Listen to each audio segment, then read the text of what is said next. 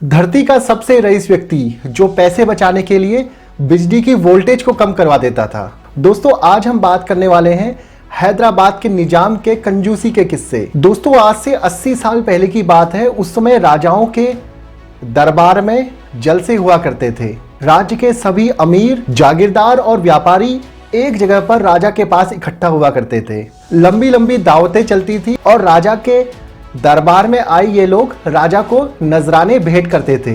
सांकेतिक रूप में राजा को अशर्फियां भेंट की जाती थी और राजा उनको छूकर जो का त्यों उन्हें वापस कर दिया करते थे। दोस्तों देश की हर एक रियासत में यही कार्य होता था, परंतु एक ऐसी भी रियासत थी जहां ऐसा दस्तूर प्रचलित ही नहीं था।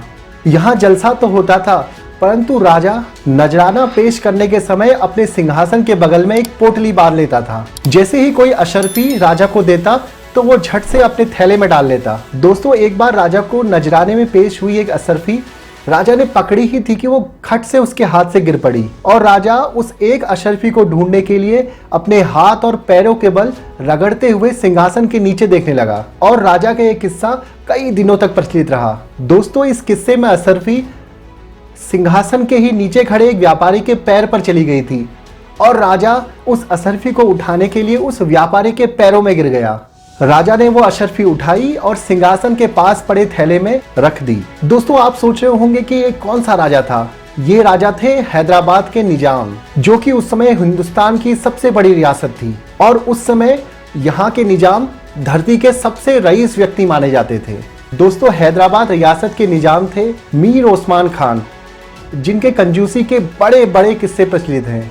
इनके कंजूसी के किस्से के बारे में बात करने से पहले आइए थोड़ा इनके बारे में जान लेते हैं। मीर ओस्मान खान हैदराबाद रियासत के 7वें निजाम थे। दुबले पतले थे, 5 फुट का इनका कद था और हमेशा सुपारी चबाया करते थे। हिंदुस्तान में ब्रिटानिया हुकूमत के सबसे प्रिय शासक थे। दोस्तों हैदराबाद के 7वें निजाम होने को तो बहुत कंजूस थे, परंतु अंग्रेजों के लिए ये अपने खजाने खोल दिया करते थे और इसके बदले में अंग्रेजों ने इन्हें एक्सॉल्टेड हाइनेस का पद दिया था, मतलब बहुत ज्यादा ऊंचे पद पर बैठने वाला व्यक्ति। प्रथम विश्व युद्ध के समय मीर उस्मान खान ने अंग्रेजों को लड़ने के लिए लगभग 2 करोड़ पाउंड दिए।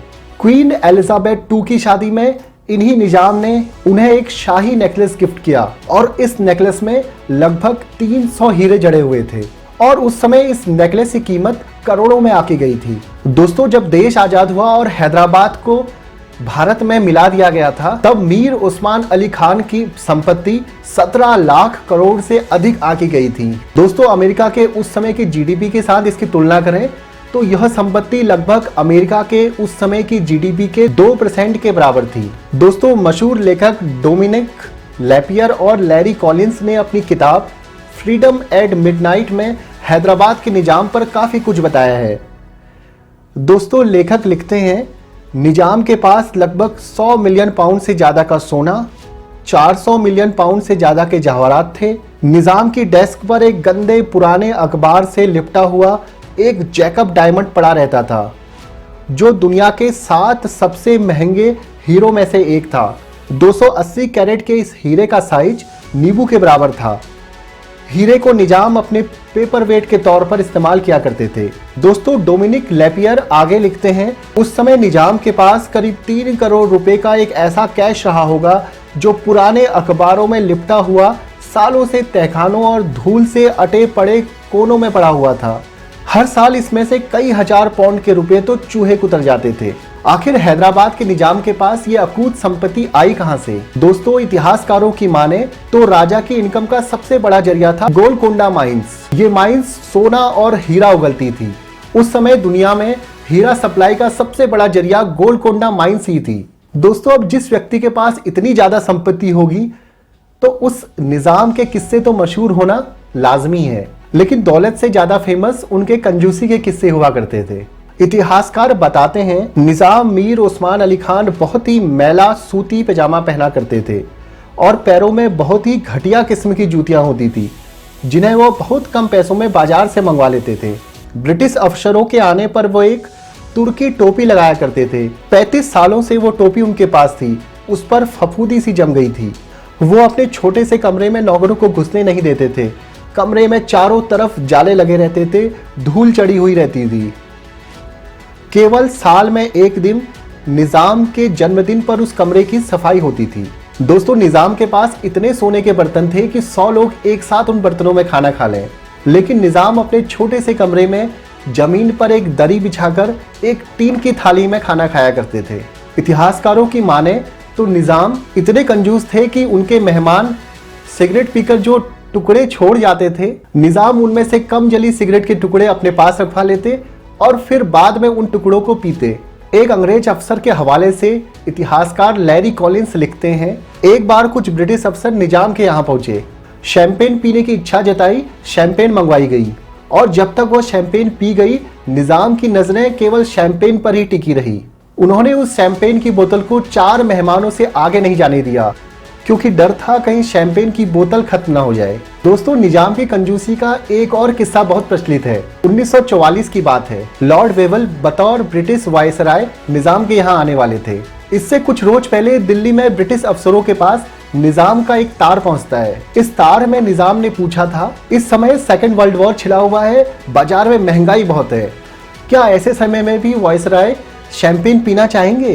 दोस्तों, निजाम के वहाँ हर रविवार को शहर का सबसे बड़ा ब्रिटिश अफसर आया करता था और जब भी वो अफसर महल में पहुंचता तो निजाम का नौकर उस ब्रिटिश अफसर के लिए 1 कप चाय, 2 बिस्किट और 1 सिगरेट लाया करता था। एक बार अफसर अपने दोस्त के साथ निजाम के महल में पहुंचा तो नौकर रोज की तरह ही 1 कप चाय, 1 बिस्किट और 1 सिगरेट लेकर आया। निजाम ने नौकर को बुलाया और उसके कान में कुछ कहा। नौकर गया और दूसरी ट्रे में 1 कप चाय, 1 बिस्किट और 1 सिगरेट लेकर आया। दोस्तों, निजाम की कंजूसी के बारे में एक और किस्सा बहुत प्रचलित है। एक बार मुंबई के कुछ डॉक्टर निजाम की दिल की जांच करने के लिए महल पहुंचे। डॉक्टर्स ने एक कमरे में अपनी मशीनें सेट की, परंतु जैसे ही मशीनों को सॉकेट में लगाया गया तो मशीनें ऑन ही नहीं हुई। सभी लोग काफी परेशान हो गए, क्योंकि मशीनों को मुंबई से चलने से पहले टेस्ट किया गया था। दोस्तों, लेकिन कुछ समय बाद पता चला कि निजाम ने महल में वोल्टेज कम करवा रखी है, जिससे बिजली का ज्यादा बिल ना आए। मतलब निजाम बिजली का वोल्टेज कम करवा कर भी पैसा बचाया करते थे।